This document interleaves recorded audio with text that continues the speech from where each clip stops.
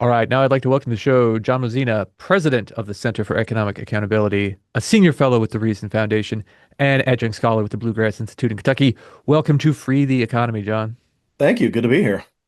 It is that is a lot of hats for someone with such an impressive head of hair. So you've had a pretty fascinating career, I think. And before we start with all the details of the main issue we're going to get to, can you just tell us a little bit about your kind of professional journey and how you got into working in the world of politics and public policy? Oh, geez. Well, let's see. I started off way back in the day as a reporter. I was actually a reporter covering healthcare policy here in my home state of Michigan. And that was sort of my first introduction to the outside of the classroom to the sort of political process and issues of grand policy. And then from being a reporter, I sort of transitioned into the PR, marketing, advertising, sort of communications world and spent the better part of 2 decades in a variety of those kinds of roles, agencies, in-house, some corporations around town and around the country, and had always been very much engaged, sort of for fun with policy, less so with politics. I find policy more interesting than politics.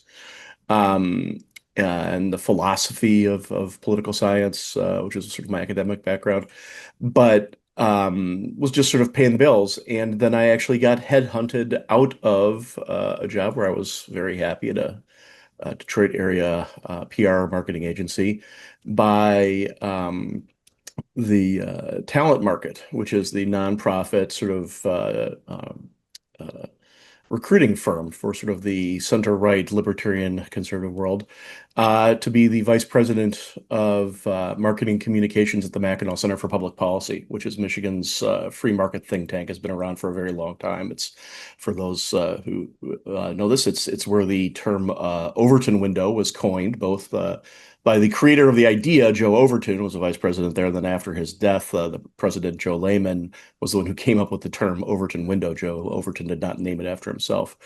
And that was really wonderful. That was a dream job. But for personal reasons, I was commuting 2 hours each way and had a young family and just couldn't do that. And still wanted to stay engaged in policy. And while I was at Mackinac, I'd really gotten engaged on the sort of policy side with the issue of economic development. It's a huge issue here in Michigan. Our state is very bad at that. We've, for a very long time, been always sort of every year one of the most profligate states in this stuff. And you could see just at a very basic level the disconnect between promises and spending and results, throwing all this money at the auto industry, which kept shrinking year after year. So when I left the Mackinac Center, I was looking for something to do. Um, that spoke to me in part because back when I was a professional, I was not entirety of my job, but I did a lot of work in and around economic development. I was sort of PR counsel for downtown development authorities and various other forms of entities like that, convention centers. I represented clients who got major manufacturing subsidies and commercial real estate developers. So, my personal sort of scorecard for politicians who've been in press conferences I've had a hand in is like one president, four cabinet secretaries, probably a half dozen U.S. senators, couple governors, and on down the list. So, I mean, I saw all of the rhetoric and all the sort of sausage being made in the economic development world from the other side before I got engaged in the policy issues and realized that there were some real issues here. And I joke that I might not know where all the bodies are buried, but I probably did a bunch of press releases about the gravedigger jobs that were created or retained in the process. Um, and so when it became an issue, looking at the issue of economic development subsidies and just sort of bad economic development policy. And it became clear talking to folks that there really needed to be an organization focused just on this issue, that there wasn't one sort of on the center right. There is a great organization, sort of one on the more left-hand side, Good Jobs First. We work very closely with them, good friends. The joke, we'll get the money back from the bastards and then fight about what to do with it. But there needed to be somebody really focused on this issue because it was kept on getting worse. And the promises were getting bigger and the ROI kept getting worse. And that's sort of how we ended up where we are today. All right. That's a fascinating ride. And we're now onto the main event. So by the time this episode is posted, the Competitive Enterprise Institute will have released our new co-authored study on economic development incentives and corporate responsibility. That's titled Corporate Social Irresponsibility After ESG, Activist Investors Should Side with Taxpayers. We love the long explanative subtitle. Um, so so this paper's been in the works for a while, and it's sort of an interesting story to me, I think, about how it, how it came out and how we have sort of put together these two things, being trying to defend taxpayers by being anti, cronyism, and also this sort of, hooking that along to what we think should happen in the world of, responsible corporate um, operations, and what some people have called ESG, environmental, social, and governance stuff. So can you just talk about how you pitched this idea to me a while back and what we were thinking about how these two things go together? Yeah, well, I mean, I'd been following your work appreciatively on ESG, and I thought that you were making really good points, and you raised some very good issues, and we're engaged in it. And I had sort of in my mind, ESG wasn't sort of really an issue for us. It was just that was another problem. Somebody else was dealing with it. Good on that.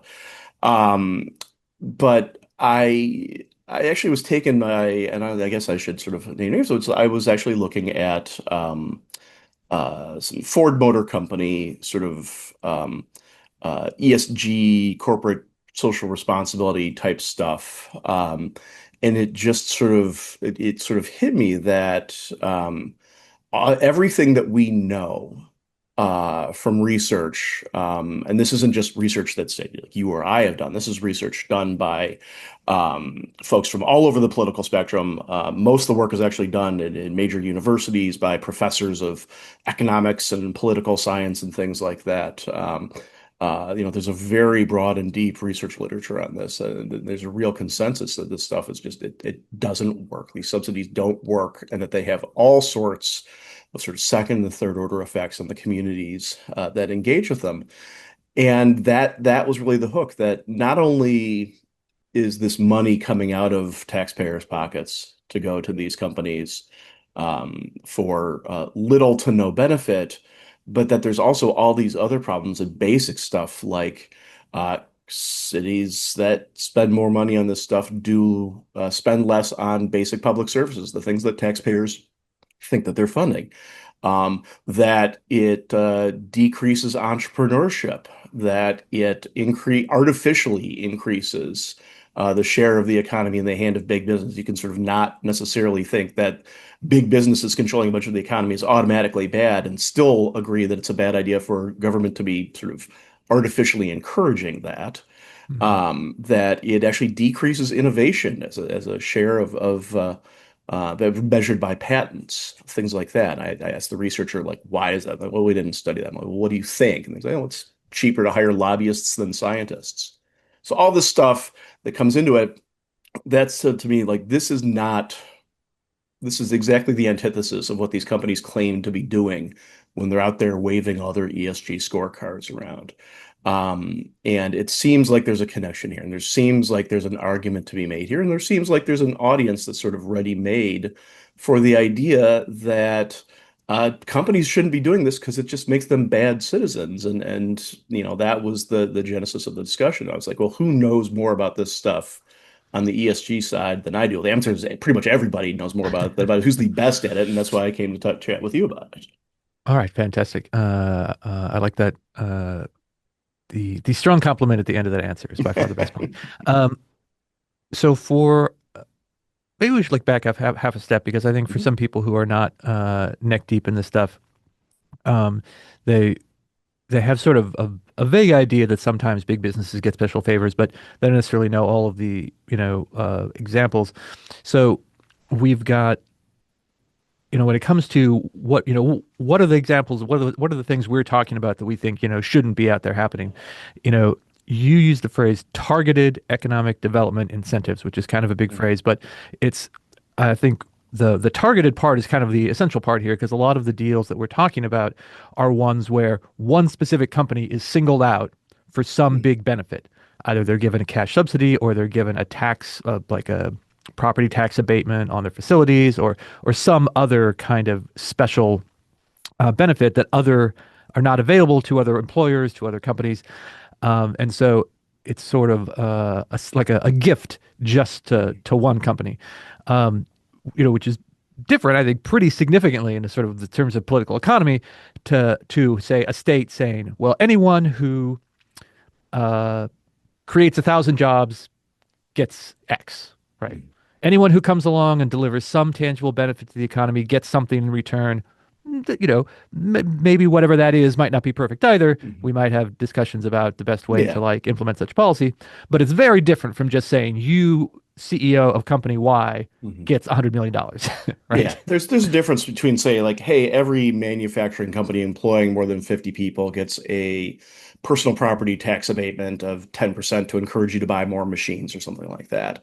And saying this particular automotive manufacturer gets $500 million in refundable tax credits to build their new EV factory. Or these days, it's often more on the scale of a billion for a EV factory or 2 billion for chip fab or something along those lines. And which companies are favored varies from state to state and federal administration to federal administration. So yeah, exactly. It is the sort of the classic examples that people know about Amazon's HQ2 process, the big Foxconn boondoggle in Wisconsin, the things you hear about with chip fabs for Intel, with for EV factories for Hyundai or Tesla or whomever, these are the kinds of things where a company goes to the local economic development agency, economic development corporation, Department of Commerce, whoever it is at the state, and says, we, under this program that is open to everyone, maybe, we want to apply for this particular big old subsidy. And then the decision gets made by whatever board there is of like how much money they're going to get and what they're going to have to promise in return. And then there's a giant press conference with the governor or the mayor or something like that. And then, down the road, it always gets rolled back, but that's a whole separate issue. Those are the kinds of things we're talking about, not sort of like every biofuel producer gets this deal or something along those lines. And again, those are, well, I would have plenty of problems with those kinds of programs too. That's just not what we're focused on. Right. And maybe one of the other ones that I'm sure people have heard about is stadium subsidies. As maybe people watching the video version of this can see over your shoulder, the your classic phrase "pay for your own damn stadium," and that I think is one of the most obvious like welfare for billionaires examples out there. Since every major sports franchise owner probably is a billionaire at this point, since franchises are so expensive, um, and see, that's kind of interesting, example because the businesses in question, these sports franchises, are so closely associated with the local market. The way again, some companies are have sort of a similar relationship where the big three companies in Detroit obviously are tied there in a way that they're not in other parts of the country, and so there's a sort of emotional tie saying, "Oh, well, what, don't you want to support our hometown heroes, right? Whether it's like the local football team or it's this employer who's been around for a long time." Um, how much of the problem is that sort of like trying to sort of tug on the local heartstrings or play up to local pride, versus just politicians wanting a photo op where they look like they're doing something good? I mean, yes, both. Let's start with the latter one first. With all these sorts of deals, whether it's for stadiums or something else, it's really important for people to recognize the degree to which, these economic development programs are not fundamentally designed to create jobs. They are instead designed to make voters believe that politicians are responsible for creating jobs.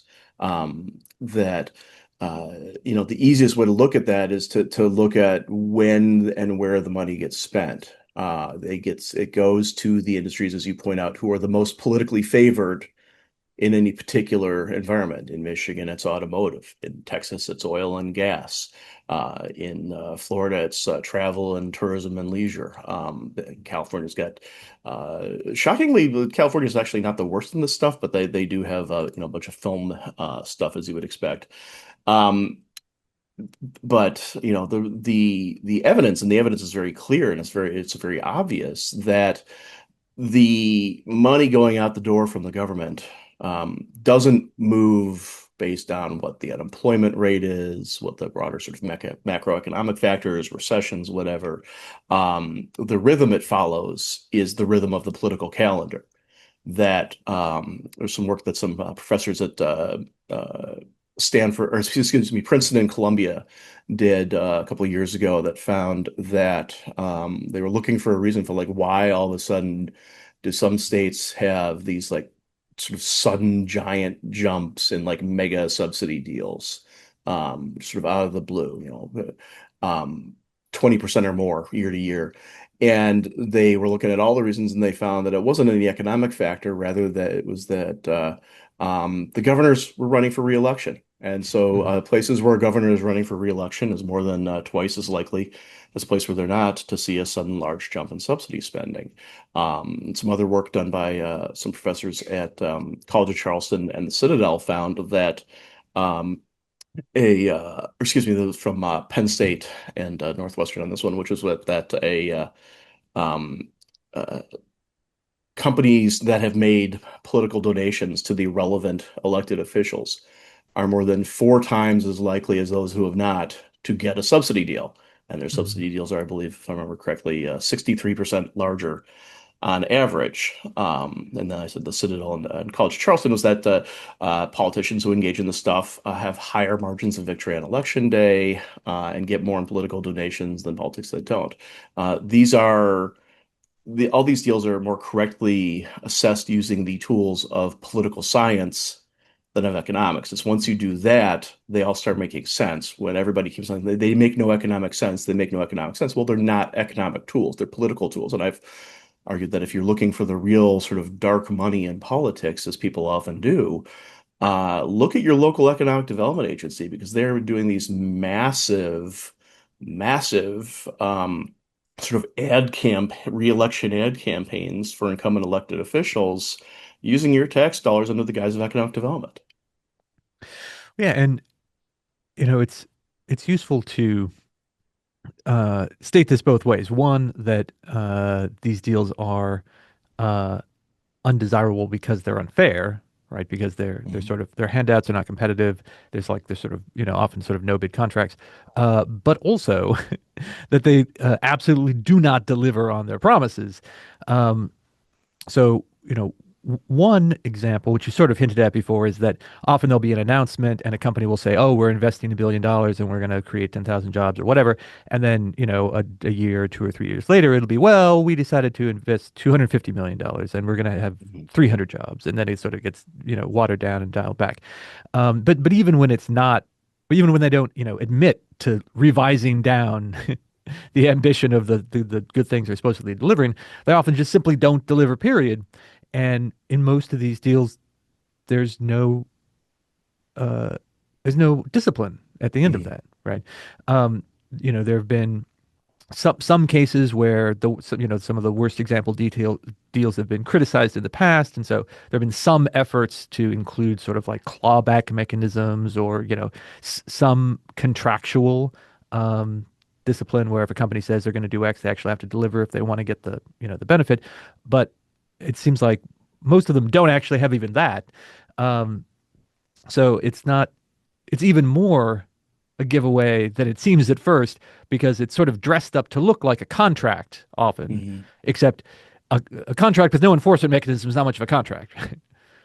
Yeah, absolutely. And this gets back again to the idea that these are political tools. So um, nobody involved in these deals has any incentive to blow a whistle or to try to actually impose rigor on the process. The politicians certainly don't want to, stand up, raise their hands, and be like, "Oops, geez, we screwed up. We made a mistake. We gave a bunch of money to somebody who didn't follow through." The company certainly doesn't have any desire to give the money back or look bad.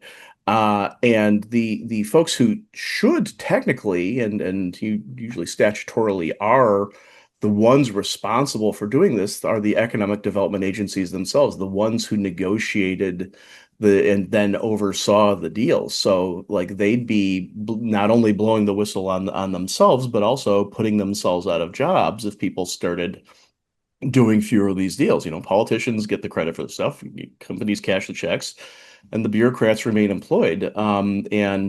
It's usually not a good idea to have the folks running the program also the ones also the ones sort of overseeing whether or not it's being run well.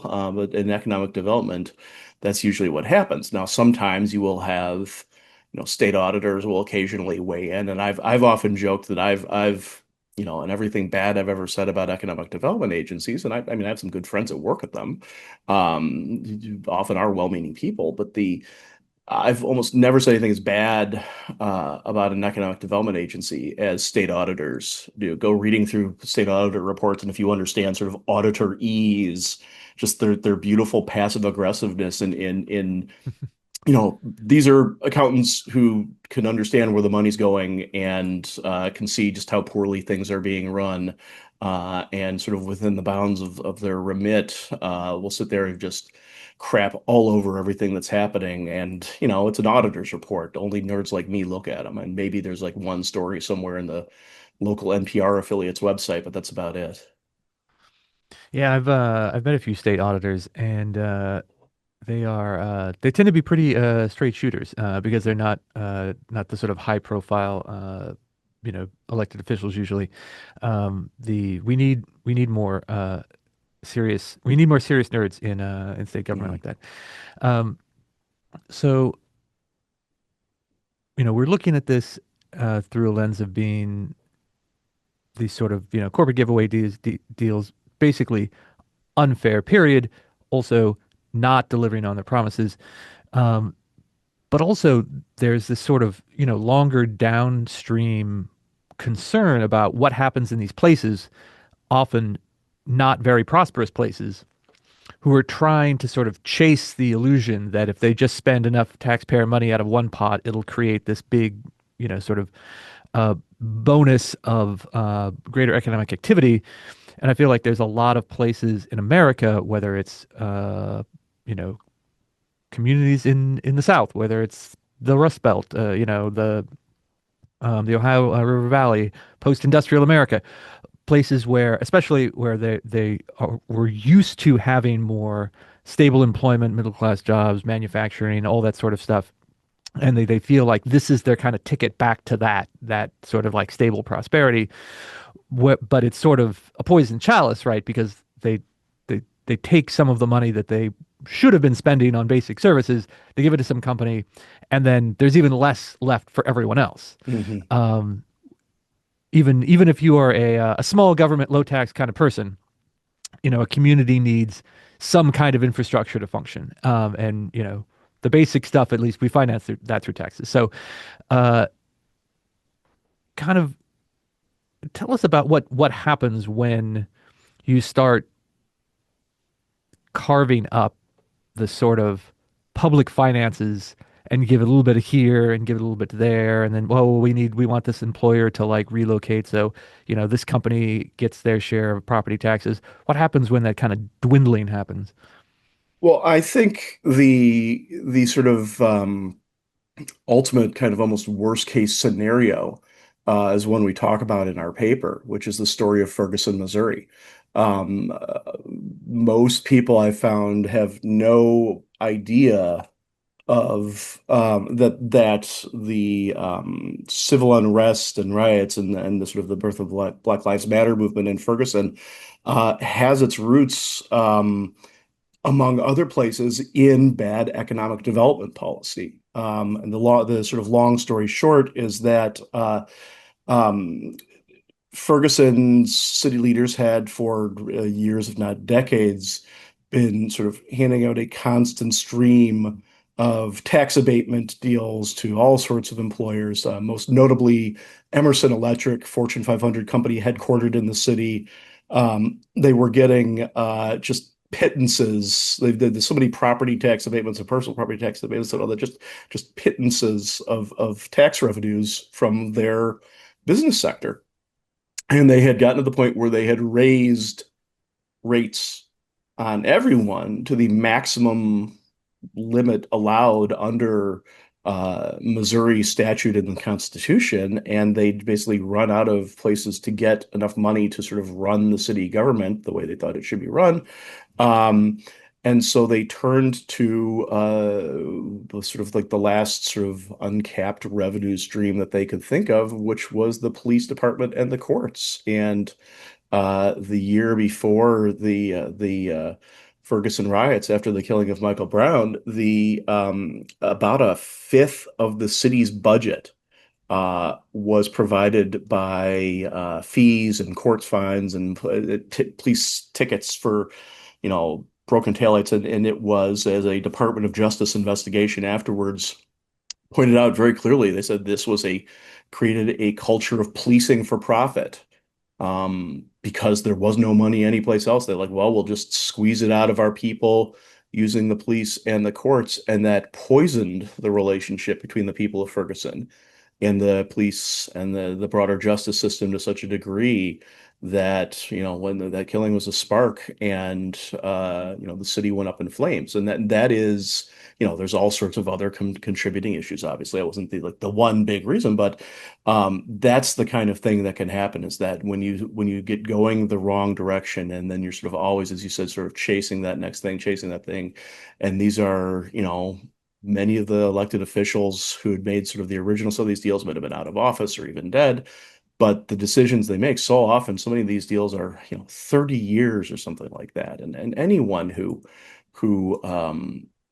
is old enough as we are to be able to remember back how different things were 30 years ago. I have a almost 21-year-old son, and he can't believe at like what kind of steam powered archaic world I grew up in. Um, that the idea that you can sort of confidently predict what the economic impact of a particular factory or whatever will be a stadium in the 30 years is ridiculous. I mean, economists can't predict confidently out a couple months often. So many of these deals get made um, with this sort of false promise that these government officials are capable of sort of saying, if we give this company this money, it will result in X number of jobs and Y amount of government revenues and all this sort of stuff down to however many significant figures. Which is just it's impossible. If these people were actually able to make those sort of investment ROI predictions with any degree of certainty, they wouldn't be making civil service dollars in some state capital or city hall somewhere. They'd be making billions on Wall Street. Like that is a highly marketable skill. And there's a giant industry that exists to give money to good business plans. We'll call it banks, hedge funds, Wall Street, public markets, whatever it might be. The idea that our bureaucrats are capable of doing that is really sort of jaw-dropping in its arrogance and its hubris. And that's the thing, is when I talk to folks who actually do investment for a living, one of the things they're crankiest about is the fact that these agencies have sort of glommed onto the language of investment and all that, when what they're doing you know these folks would be, if they were doing this stuff on Wall Street or in a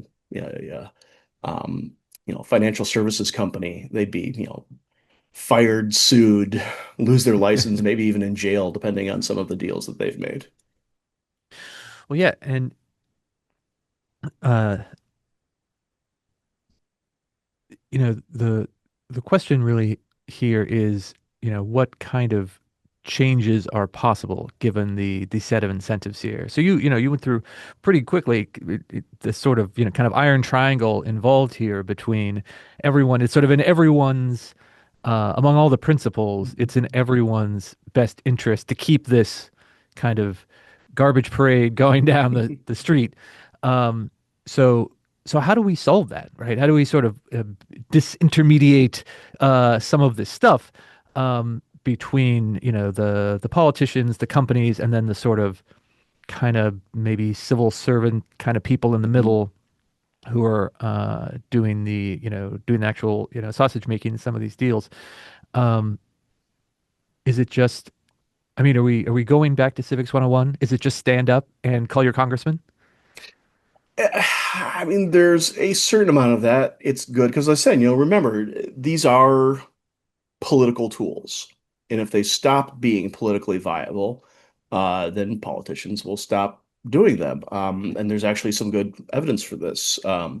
Two really important researchers in this space, Professor Nate Jensen at the University of Texas and Professor Ed Molesky at Duke University, um, did some great research a couple of years ago that found that a swing state governor running for re-election who can take credit for, quote, winning, unquote, and those on YouTube can see my air quotes with my fingers, the winning 1,000 manufacturing jobs with a subsidy. Doesn't change really the partisans on either side, but in the middle with independent voters, it can shift independent voter intent by as much as 9%. Um, uh, you can win a lot of elections if you shift independent voters by 9%, Sure. in a swing state. And plenty of politicians, they might not know what that number is, but they feel it at their gut. You could just sort of see, as I said, it's why they're far more common when the governors are running when they're not. But Jensen Molesky just then turned around and reran the question again, and said, but this means that the money for that deal will no longer be used for will no longer be available for public services or to be returned to taxpayers. And as soon as the people who sort of liked this stuff, um, uh, sort of felt that there was a cost, understood that this wasn't a free lunch, that there was actually a cost that they might feel to some degree themselves, that effectively zeroed out the political benefit. Didn't make people like really hate it, but they just didn't support it anymore. Other polling we've seen is very similar, that people sort of like the idea of this stuff, but not at the expense of anything else. So from a broad perspective, from a changing the way that politicians work, it's to make people start feeling and believing that there's a cost. And I think the sort of most obvious version of this is um, again here in my home state of Michigan, where we've been really bad about this for very, very long. There've been a bunch of high profile sort of boondoggles, failures, mispromises, all those sorts of things. That these deals have become unpopular enough among the general populace that the Republican Party, which had been out of power, the Democrats controlled the governor's mansion, the state Senate, and the state House of Representatives. The Republican Party, as part of during the last election, ran one of their planks was opposition to sort of the economic development status quo, and they were successful. It was part of it, and they are governing now, in part based on that, and it's being popular. They actually created an oversight subcommittee in the House with power to actually look over the state's economic development agency. They put a vocal critic of subsidies, not only on the Republican side, but also the Democrats nominated the minority chair, the most vocal opponent of subsidies on their side of things, which is a hilarious situation where you have a very extremely conservative Republican and a self-professed Democratic socialist working together to try to do some oversight on the state's economic development agencies because they start at very different places and they end up sort of in the same place. I joke that you can hate and fear big business or you can hate and fear big government. But when the two of them get together, like we can all agree that the rest of us are get screwed. Now coming back to your question, it's like when it comes to our paper, part of this is like, okay, everything has been focused to a great extent on trying to change sort of the supply side of the equation of like, okay, let's Mhm. get fewer politicians willing to hand this stuff out. And so what you and I started doing is like, well, what can we do to try to change the demand side? What can we do using the levers and tools and sort of forms of the ESG movement to try to change the demand among companies, the desire among companies to ask for these deals can we in some way make it, if not bad business, then at least less good business to be seen to be participating in this stuff. And that's where this whole paper comes in. Yeah, and when it comes to the kind of movement in responsible business, the sort of ESG movement, like you said, you know, prior to people using environmental, social, and governance, they said CSR, corporate social responsibility. There's a number of different kind of phrases and acronyms that if you read the management literature and people who write in business schools and professors, they claim all of these acronyms mean slightly different things, but to a normal person, they all kind of mean the same thing. It just means, a corporation is trying to describe why it's a moral force, right? Why it's okay, why it's at least not evil, to use the old Google phrase, don't be evil. Um, and over the past, I don't know, couple years, just fairly recently, a lot of that ESG stuff has kind of blown up in the faces of a lot of big corporations, and they've walked back a lot of things that they had, again, up until fairly recently, really trumpeted. Whether that was things like aggressive climate pledges on greenhouse gases, or things like DEI, diversity quotas in recruiting and hiring, a number of different things that um, have become politically much more controversial than they were when they were first adopted. And so some of these companies have been kind of burned by that, what I think are a lot of sort of left-wing progressive policy goals that got elevated into corporate priorities. But again, regardless of how you feel about any of those specific topics, it has not been encouraging for CEOs to tie their corporate responsibility kind of resume to more controversial political topics. And, our argument is that one, it should be a natural that companies should not want to chase down these taxpayer handouts, that it should be pretty clear that the responsible thing is not to seek out these deals and take these handouts that aren't available to other similarly situated companies. But also that it's probably the least controversial corporate social responsibility or ESG kind of goal you can have.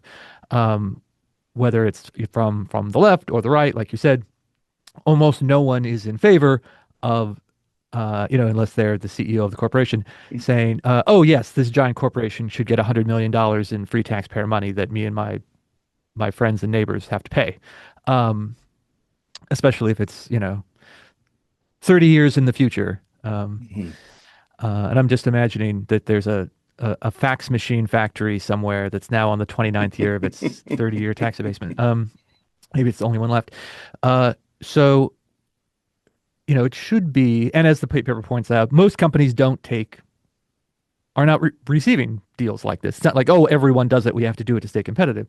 So, um, this should be probably the easiest gimme, right? If you're a big company and you want to talk about how you're behaving ethically out there in the world, being able to say we don't take any of these targeted handout deals, that should be the number one thing on your why we're a responsible corporation list.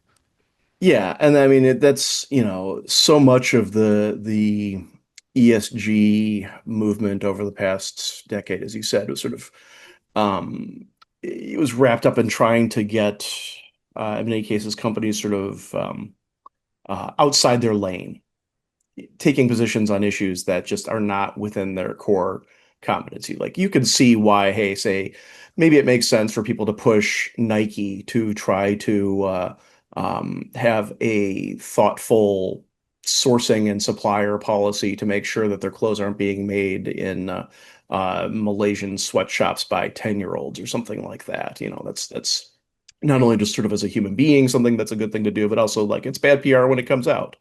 Um, but this is just a core, how are you doing business? Well, you are doing business for yourself and not at the expense of taxpayers. It's the equivalent uh,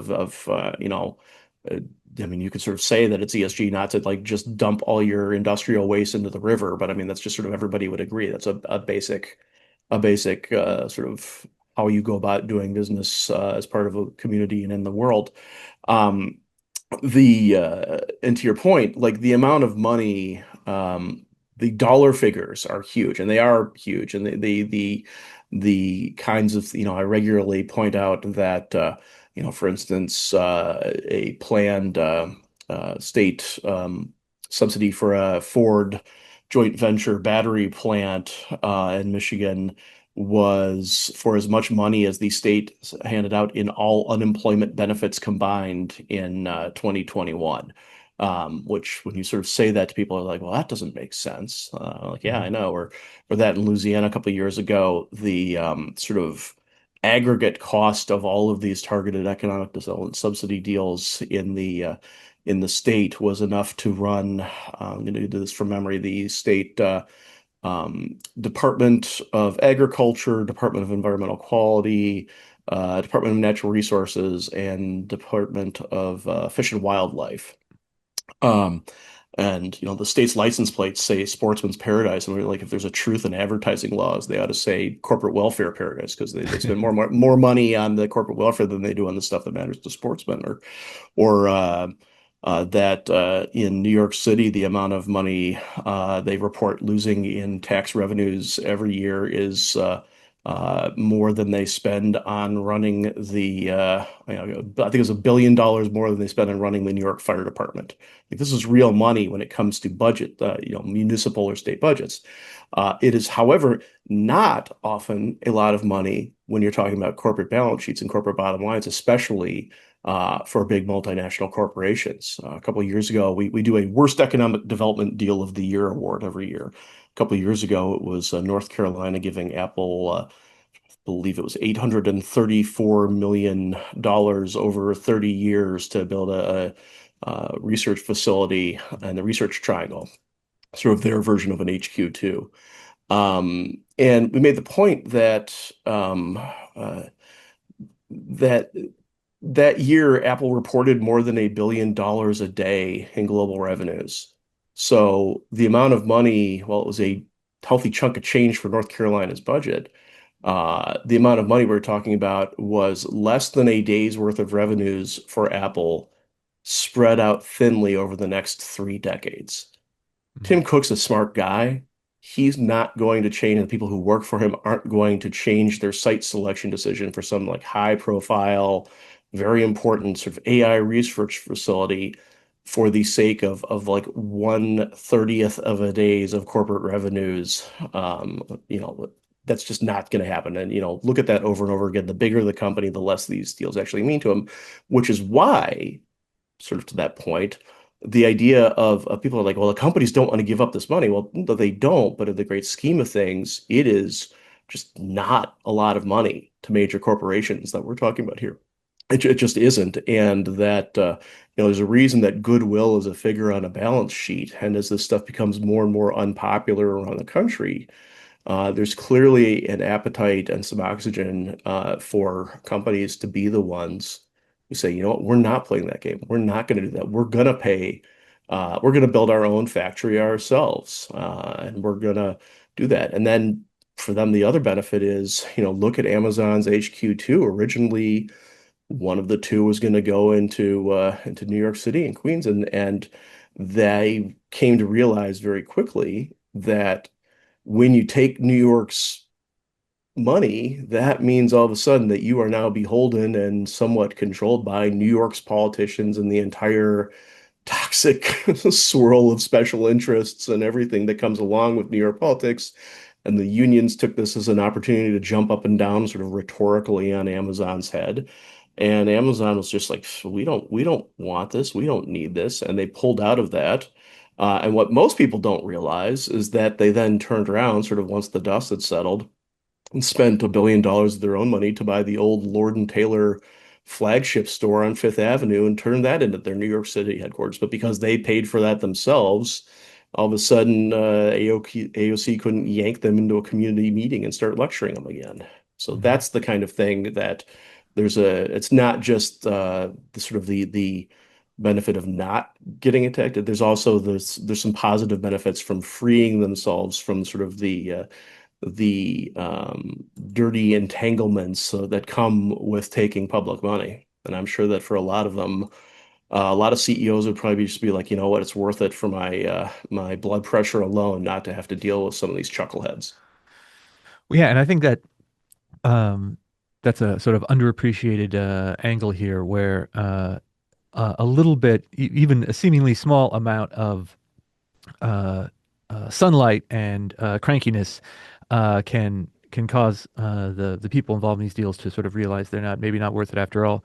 And just to wrap up here, I think one of the things I wanted to mention, I want to make sure we get in before we say goodbye, is the how much that people involved in these deals know that that sort of sunlight and transparency is not good for their corrupt deals, which is why so many of these deals are shrouded legally in Hmm. secrecy, even when there are taxpayer money at issue. I remember before we even started working on this project, there was a deal out in Nevada that uh, was going to involve, billions of dollars in subsidies. And so we got in contact with a couple of people out there, and I said, well, what can we do about this? This seems like pretty terrible. What are the terms of the deal? And someone who knew the details out there said, oh, we don't know. It's a trade secret. Hmm. It's literally secret. You can't use Yeah. Freedom of Information Act to Confidential find out. taxpayer information. Yeah. So that when I tell people that, I think that they really lose their top. They're Hmm. like, "Well, wait a minute. The state government is giving away $1 billion of our tax money, and we're not even allowed to know what the terms of the contract are." Yeah, there's usually exemptions written into FOIA and Open Meetings Act laws around this stuff. The sort of, oh, this is confidential taxpayer information. Dodge gets used all the time. You know, just any time, if you just stop and think about it for a second, the idea that there is millions or potentially billions of dollars changing hands between governments and companies behind closed doors with no transparency to speak of, and often very little opportunity for public input, should make everyone, right, left, center, otherwise, uh, like really concerned. This is big money. And, over and over again, all over the country, there's plenty of examples of this money sticking to people's hands, of people getting, making decisions for the wrong reason. One example is, the stadium stuff. The former mayor of Anaheim, California, is either doing or about to do federal time for essentially serving as a mole for the Angels baseball team during stadium negotiations in return for he purportedly expected to get $1 million campaign donation in return for sort of passing along like the city's negotiating preparations to the team. There's example after example of things like that. Um, but years ago, I went to a FOIA event at the Cato Institute in DC, and it was a bunch of people who spend their time trying to get information and use FOIA out of things like the Defense Department, the NSA, the CIA, FBI, and the like. And it was very interesting. And I went up to a couple of them afterwards and said, "Oh yeah, I work in economic development." They're like, "Oh man, you got it rough. We thought we had it bad." Like when people who are trying to get information out of the NSA think that you've got bad legal tools to use to try to get transparency, like there's probably a problem there, and that's one of the big issues that's coming in there. There's so many other things that can go wrong, but just like the basic, like say like, look, if you want to keep your deal private, that's great. There's an entire industry full of banks and hedge funds and private equity firms and all others would be more than happy to keep all your information private.